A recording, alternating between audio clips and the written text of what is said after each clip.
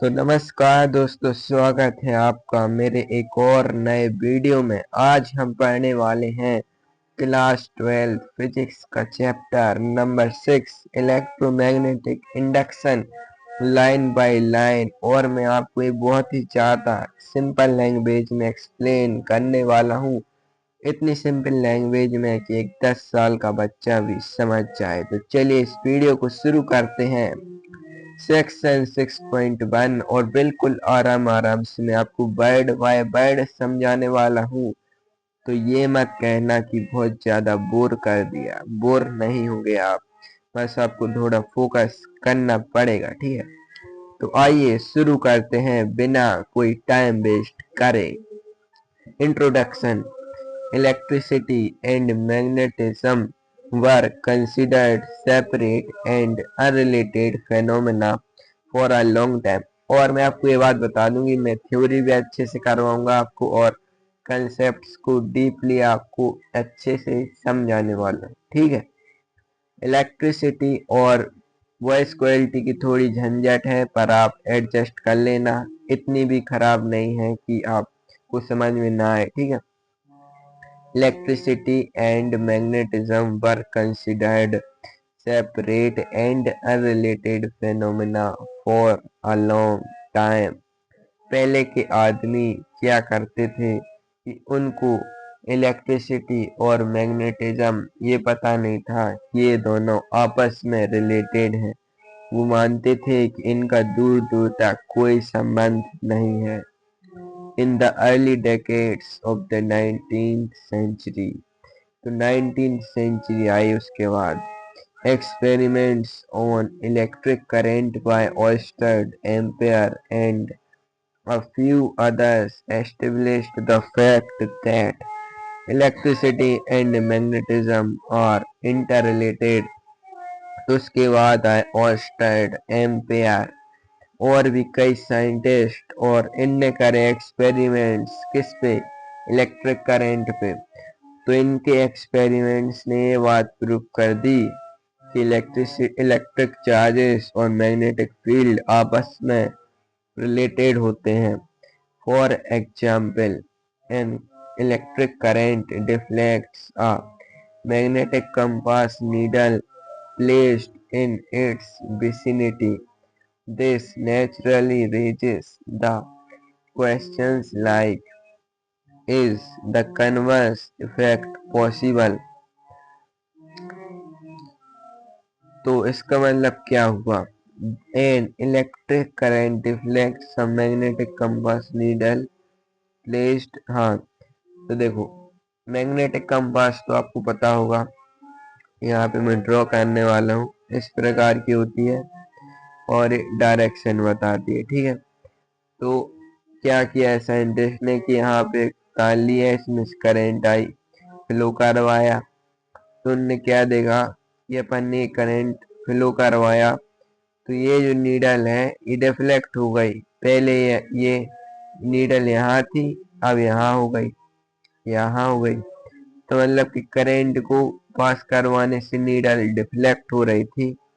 ये साइंटिस्ट ने क्या किया, नोटिस किया, ठीक है। तो हम कहाँ पर थे, देखते हैं यहाँ पर। This naturally raises the questions like, is the converse effect possible? तो इससे ये साइंटिस्ट को लगा कि अपन देखो, करंट को पास करवा के हमारी मैग्नेटिक नीडल डिफ्लेक्ट हो रही है, तो क्या मैग्नेट से हम करंट बना सकते हैं? ये क्वेश्चन साइंटिस्ट के दिमाग में उठा।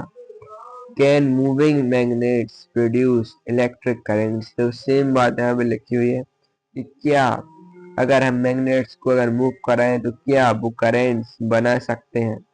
ये बात साइंटिस्ट के मन में आई। Does the nature permit such a relation between electricity and magnetism? क्या नेचर में ऐसा कोई रिलेशन होता है इलेक्ट्रिसिटी और मैग्नेटिज्म के बीच में? The answer is resounding yes. तो हाँ, होता है। The experiments of Michael Faraday in England and Joseph Henry in USA, conducted around 1830, demonstrated conclusively that electric currents were induced in closed coils when subjected to changing magnetic fields.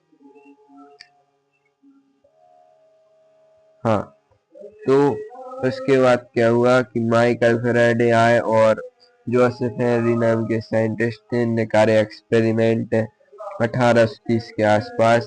तो इनके experiment ने क्या दिखाया कि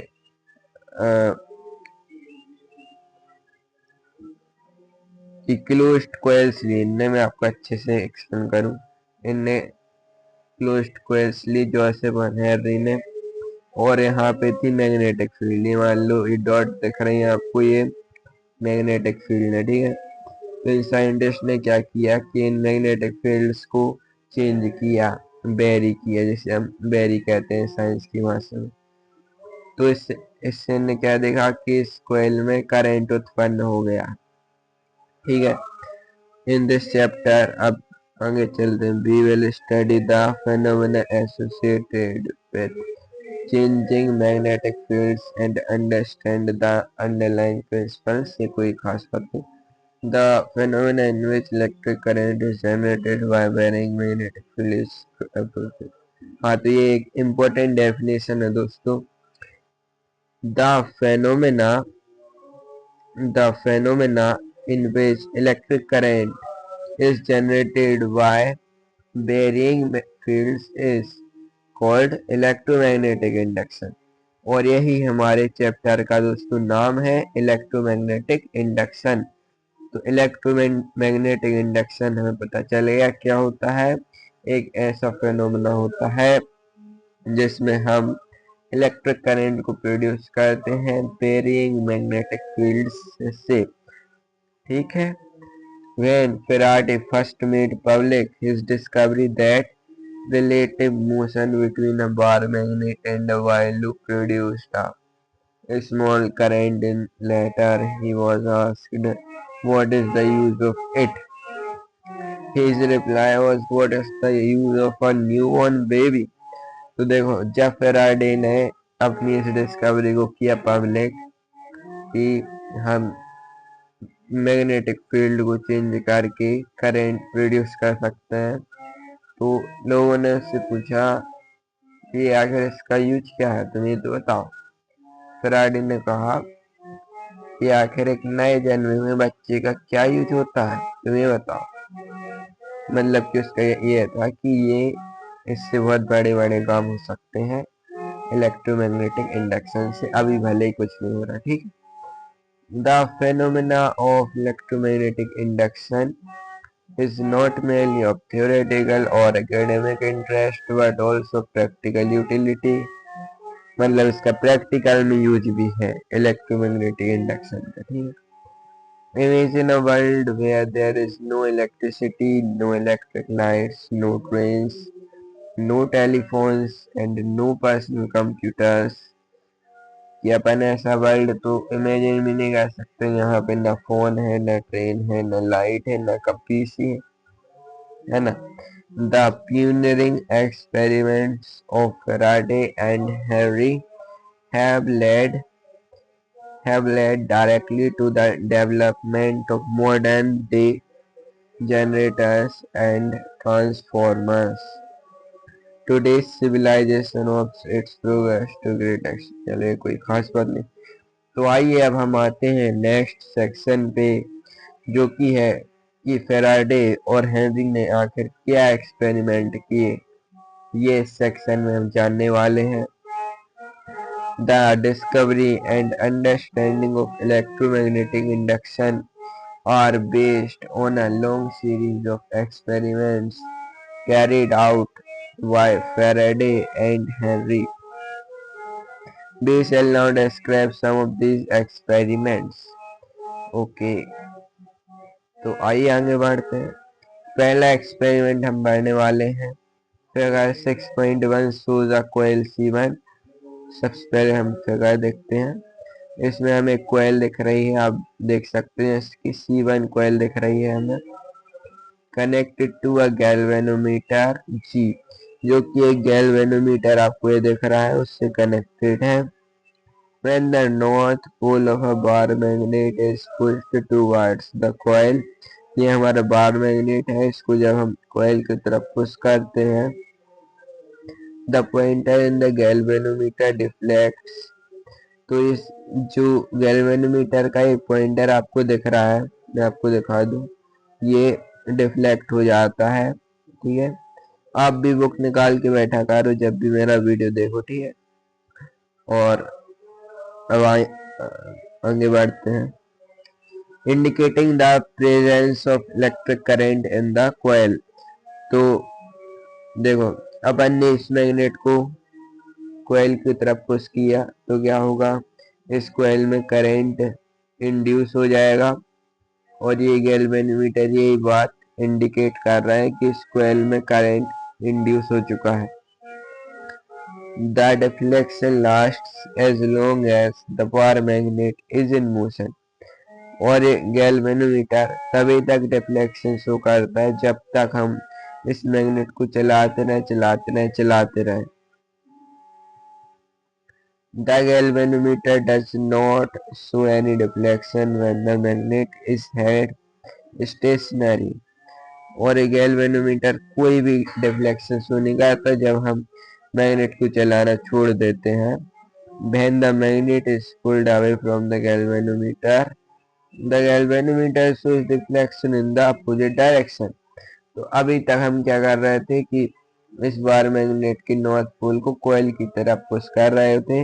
अब अगर अपन क्या करें कि इसको कोयल से दूर ले जाए तो क्या होगा, अभी भी करंट इंड्यूस होगा पर अपोजिट डायरेक्शन में होगा, और क्योंकि अपोजिट डायरेक्शन में होगा इसलिए जो गैल्वेनोमीटर का पॉइंटर है ये भी अपोजिट डायरेक्शन में ही डिफ्लेक्ट करेगा, which indicates reversal of the current's direction. Moreover, when the south pole of the bar magnet is moved towards or away from the coil, the deflection in the galvanometer are opposite to the with the north pole for similar movements. Further, the deflection is found to be larger when the magnet is pushed towards or pulled away from the coil faster. Instead, when the bar magnet is held fixed. हाँ, तो अगर अपन ये एक important बात है कि अगर अपन इस बार मैग्नेट को कोयल तक बहुत ही तेजी से पुश कर देना तो इसमें ज़्यादा करंट इंड्यूस होगा और ये जो पॉइंटर है ज़्यादा डिफ्लेक्ट होगा। Instead, when the bar magnet is held fixed and coil C1 is moved towards or away from the magnet, the same effects are observed. It shows that it is the relative motion between the magnet and the coil that is responsible for generation of electric current in the coil। ठीक है, तो ये हमारा experiment था, मैंने आपको अच्छे से एक्सप्लेन कर दिया है एक्सपेरिमेंट 6.1। तो इसके बाद का नेक्स्ट एक्सपेरिमेंट हम देखेंगे नेक्स्ट वीडियो में। तब तक के लिए आप मेरे चैनल को सब्सक्राइब करें, इस वीडियो को लाइक करें। Thanks for watching.